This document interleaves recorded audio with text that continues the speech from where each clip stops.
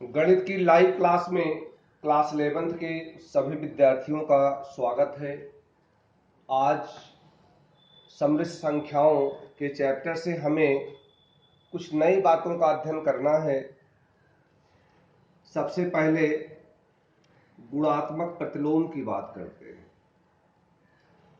गुणात्मक प्रतिलोम आप संख्या का भी पढ़े हैं, चाहे वास्तविक संख्या हो या आपका पूर्णांक हो या अन्य कोई संख्याएं हो।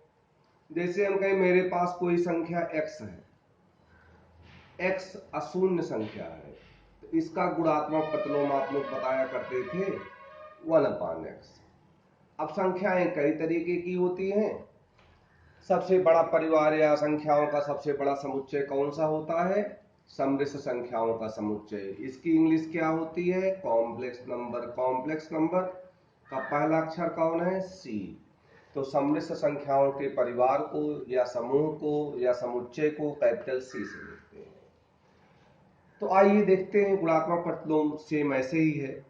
हम मान लेंगे कि Z एक समृद्ध संख्या है और इसी Z का गुणात्मक प्रतिलोम बताना है।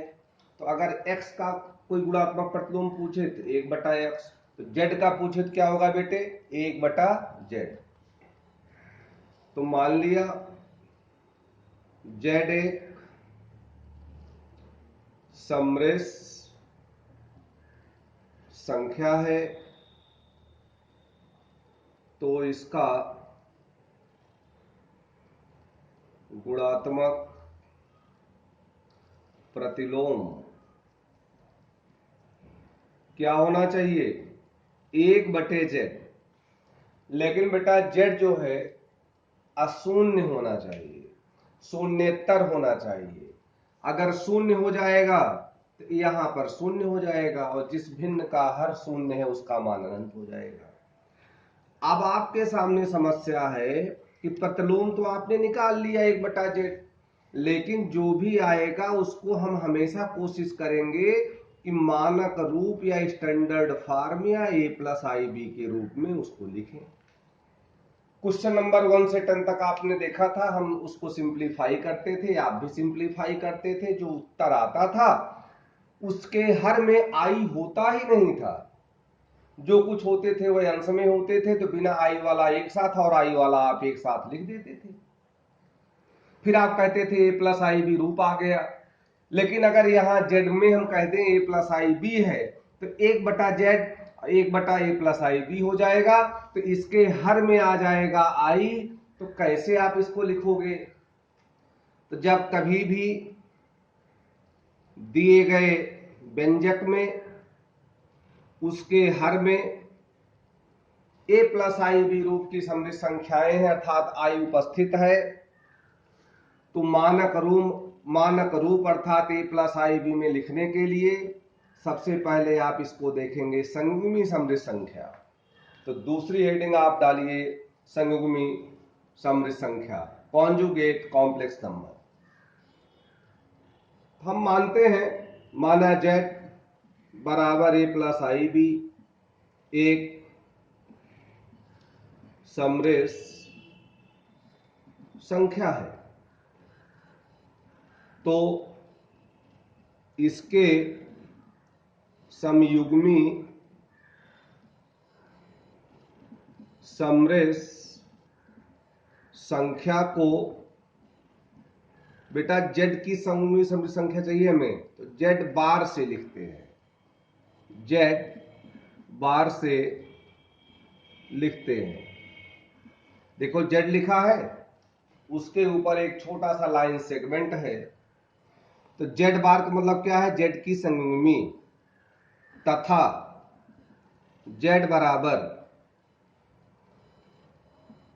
तथा यदि z बराबर क्या है बेटा? a+ib, तो z बार बराबर होगा। ध्यान देना, जहां पर आपको i दिखे बेटा उसका चिन्ह चेंज कर देना है, बस केवल i का चिन्ह बदल देना है। बस -i है तो +i कर देना है, +i है तो -i कर देना है। तो यहां क्या लिखूंगा? -i। तो z ए प्लस आई बी का संयुग्मी कौन होगा? ए माइनस आई बी। अब ध्यान से सुने, अगर दिए गए व्यंजक के हर में आई की पावर 1 उपस्थित है तो हर को ए प्लस आई बी जैसा लिख दो। उसके बाद अंश और हर को हर के संयुग्मी से गुणा कर दो। गुणा करके सरल करेंगे तो हर से आई गायब हो जाएगा, विलुप्त हो जाएगा। फिर आप अलग अलग करके ए प्लस आई बी के रूप में लिख सकते हैं। आइए हम लोग क्वेश्चन करते हैं इस पर कुछ। क्वेश्चन नंबर 11 से लेके 13 तक 3 प्रश्न है। लिखा है गुणात्मक प्रतिलोम ज्ञात कीजिए। एक क्वेश्चन नंबर 11 है, इसका उत्तर देखते हैं। किसी भी समृद्ध संख्या किससे मानते हैं बेटा? जेड से।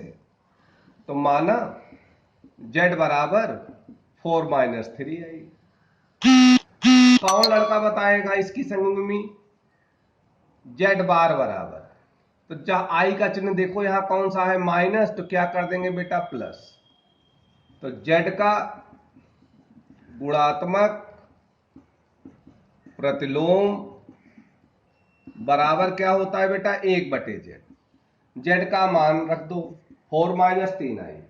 लेकिन यह तो ए प्लस आई बी में नहीं है, तो ए प्लस आई बी में लिखने के लिए क्या करें? हर के संयुग्मी से अंश और हर को गुणा कर दो। तो 4 प्लस 3i, 4 प्लस 3i से हमने गुणा कर दिया। देखो इसको कहूंगा ए, इसको कहूंगा बी। ए माइनस बी गुणे ए प्लस बी, आप जानते हो बेटा ए स्क्वायर माइनस बी स्क्वायर, और अंश में आप देख ही रहे हो 4 प्लस 3i। इसका गुणे 1 से, तो 4 प्लस 3i, 4 प्लस 3i, 4 का वर्ग 16, 3 का वर्ग 9, आई स्क्वायर का मान बताओ कौन होगा? आई स्क्वायर -1 होता है, तो माइनस गुणे माइनस कितना हो जाएगा बेटा? प्लस। तो 4 प्लस 3i बटे 25। अंश का बिना आई वाला कौन है? 4 बटे हर प्लस 3i बटे हर। इस बात को ऐसे लिख सकते हैं। तो देखो कैसा आ गया? ए प्लस आई बी रूप है।